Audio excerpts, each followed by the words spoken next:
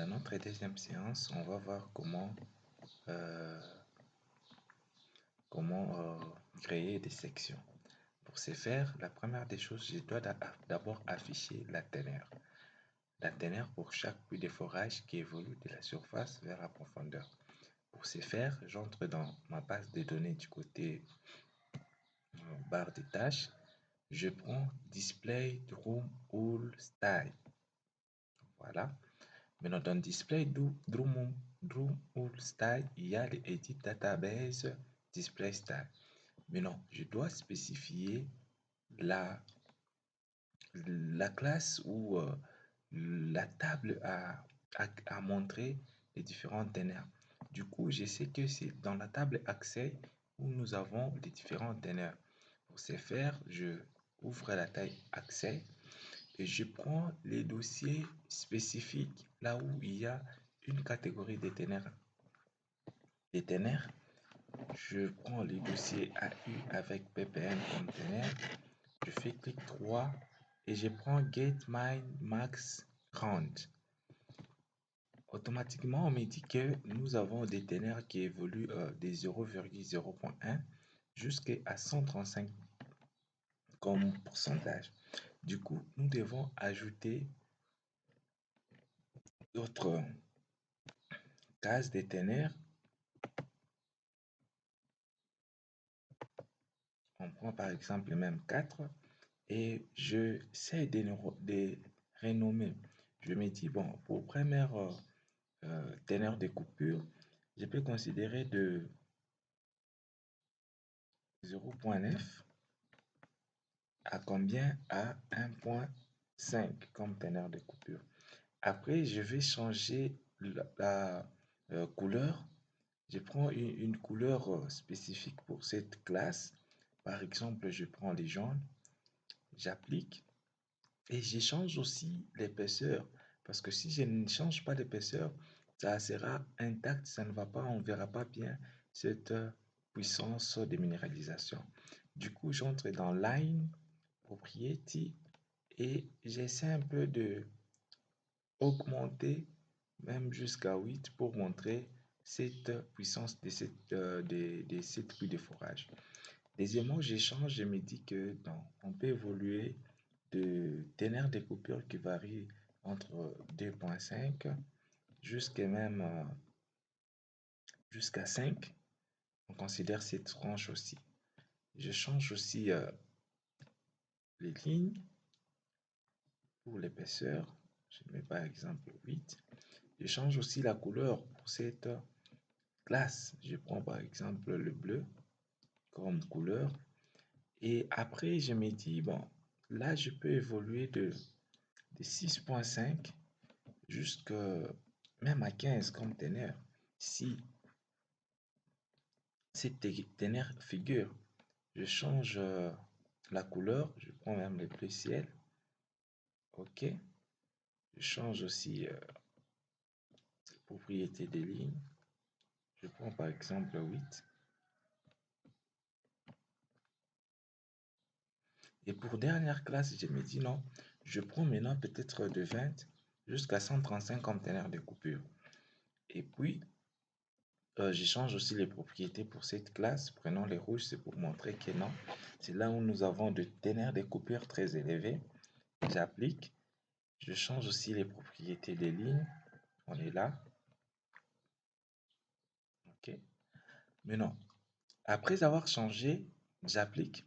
Échec et mat, on voit automatiquement la différence de chaque teneur de coupure qui s'est positionné pour chaque puits de forage suivant une classe tellement précise. Après avoir appliqué ça, on va voir maintenant comment créer une comment créer des sections. C'est à partir des sections qui vont nous ramener comment créer les solides modèles. Pour ce faire, je m'intéresse maintenant au menu et les outils. Je peux prendre database. Je prends database. Je prends database. Je prends section qui est la section et je prends les defined. Du coup, ça c'est procédure à suivre. On peut euh, prendre même des raccourcis qui est sur les différentes menus. Au lieu d'entrer dans Database, Section Defined, je prends directement Defined au niveau euh, des outils. Là, on a déjà écrit Defined Section. Du coup, je prends les Defined Section. Lorsque je prends les Defined Section, on me demande de configurer les différents paramètres. Je me dis non, ici du point de vue les defined section, je peux garder la même paramètre par défaut et j'applique. Et automatiquement, on me demande de faire une section pour nos puits de forage.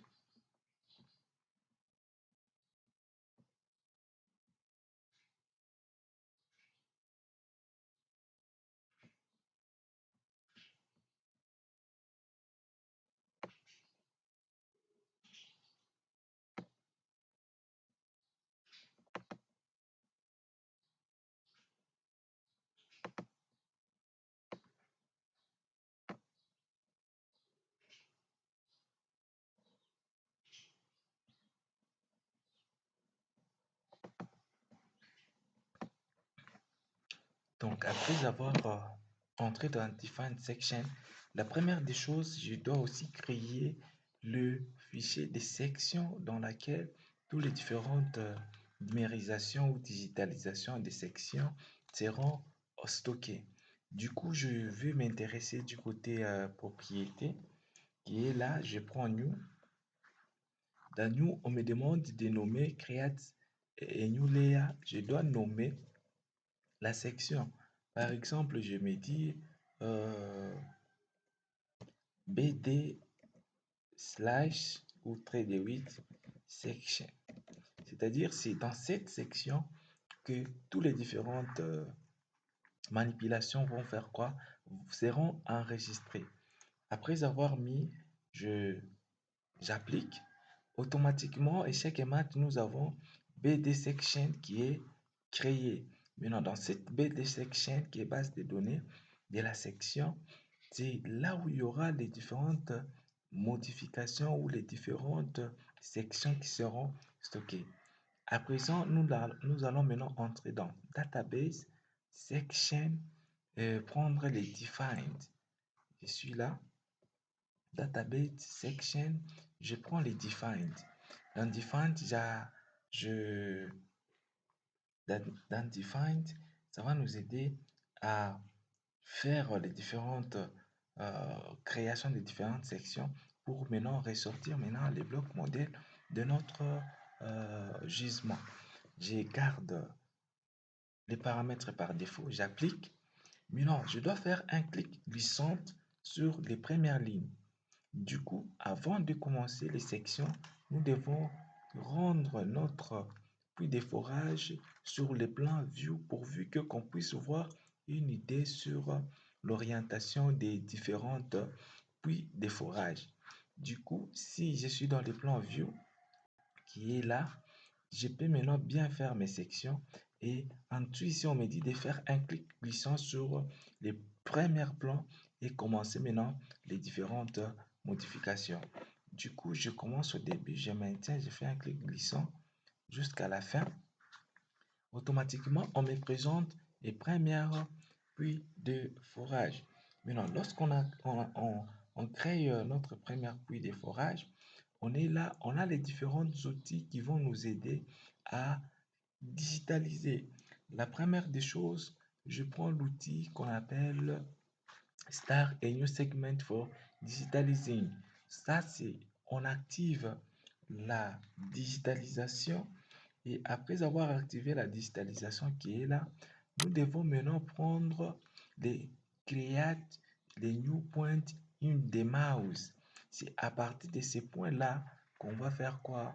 Qu'on va ressortir notre première section. Je prends et là, on me donne l'accès.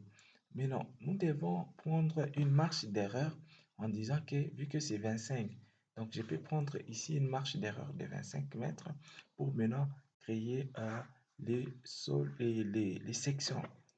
Je commence avec clic gauche. Voilà, j'évolue.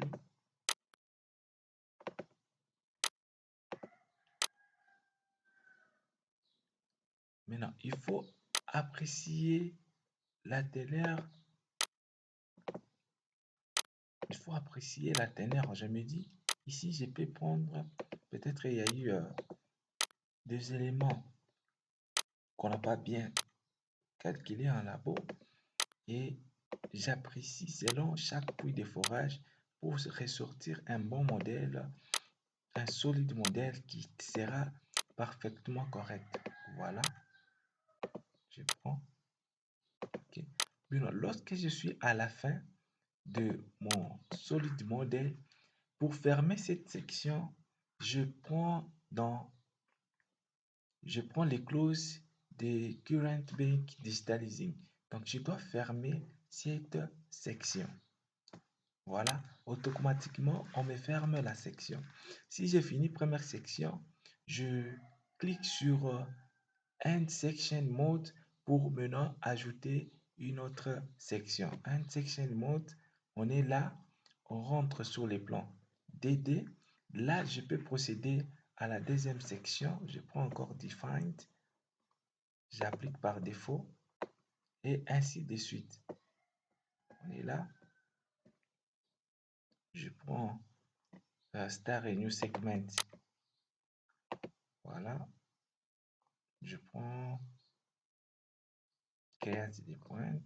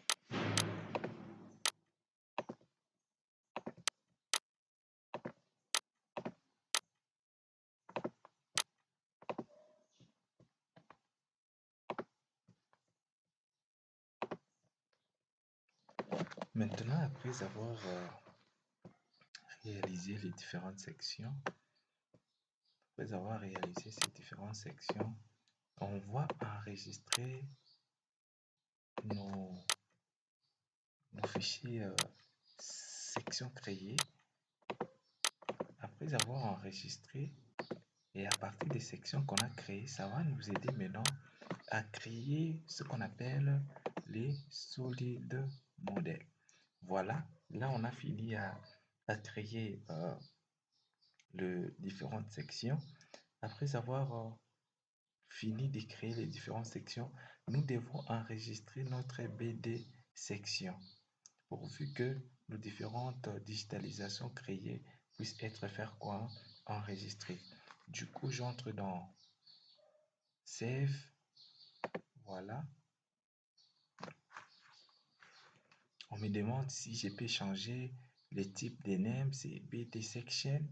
Et les extensions, ce sont des strings qu'on a créés. Et du coup, je peux appliquer pour enregistrer nos différentes sections. Directement, quand on regarde dans notre base de données, il y a les sections qui se sont ajoutées. Voilà ce qu'on a créé. BD section. Voilà, je peux tout effacer et plotter maintenant les différentes sections qu'on a créées. Voilà. Voilà les sections qu'on a eu à digitaliser pour les différentes puits de forage.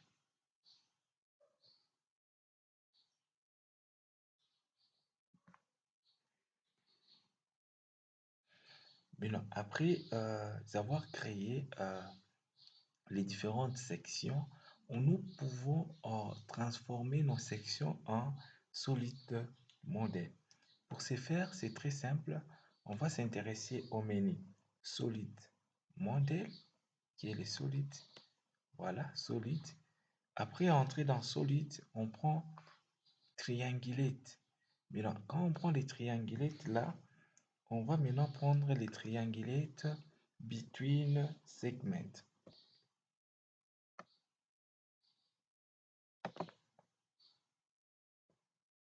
Voilà. Maintenant, ici, là, les objets, si on met 4, ça dépend. Maintenant, quand 4, ça correspond à une couleur tellement précise. Donc, lorsqu'on met par exemple dans Object, dans Triangulate, 1, c'est-à-dire qu'ils vont me fournir une couleur en fonction de 1. Si je mets par exemple 8, ils vont donner une couleur en fonction de 8. Prenons par exemple 5. Donc, lorsqu'on va créer notre base de données, ils vont nous donner une couleur 5 qui correspond à les numéros suivant les différentes configurations qui se trouvent dans sur pack. Prenons par exemple, on est là-bas à 5. Après avoir pris, je dois sélectionner toutes mes sections. Voilà, sélection.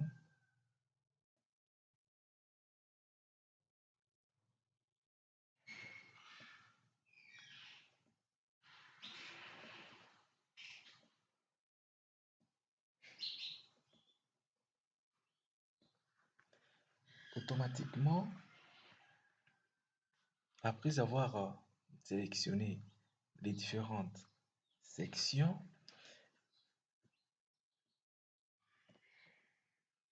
automatiquement, voilà ce que ça donne. Maintenant, si on avait sélectionné une couleur, par exemple 4, il devait nous proposer les 4 et là correspond à une couleur. Voilà. Maintenant, après avoir créé notre solide modèle qui est là, nous devons la valider parce que quand tu regardes au début, nous avons sous forme de vide. OK? Au début de chaque solide modèle, il y a un vide. Nous devons valider ça pourvu que les vides ici puissent faire quoi? Disparaître. Et pour faire la validation du solide modèle, on va entrer toujours dans les menus solide modèle. On prend validation. Maintenant, lorsqu'on prend validation, on va prendre euh,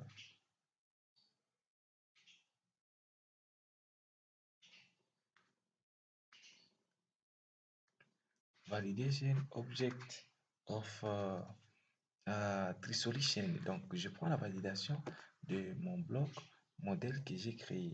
Maintenant, ici, on nous dit ceci, il faut mettre les noms de notre solide modèle qu'on cherche à créer. Par exemple, je peux prendre, j'ai mis solide slash 01. Maintenant, ici, lorsqu'il y a un problème, chaque couleur ici correspond à un problème. Lorsqu'on met les green ici, c'est-à-dire qu'il y a un problème en fonction des ID. Orange et les siennes qui est là, c'est-à-dire qu'il y a un problème de triangulation.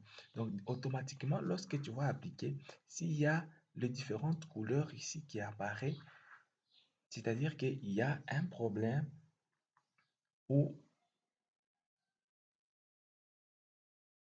il y a un problème en fonction de notre solide modèle. Et à partir de là, on peut comment on peut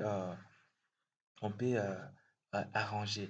C'est pourquoi avant d'appliquer, nous devons activer autocorrect problème directement. Lorsqu'on applique, ils vont corriger nos différents problèmes en fonction de couleurs qui vont afficher. Automatiquement, quand j'applique, en patiente, voilà, on nous donne même un report pour dire que du point de vue des rapports qu'on a créés aujourd'hui, notre solide modèle, on nous donne même un report. Directement, quand vous regardez, au début ici, il y a plus de vide, c'est-à-dire que notre solide modèle a été validé et les différents problèmes qui ont survenu, ils les ont corrigés automatiquement. Voilà.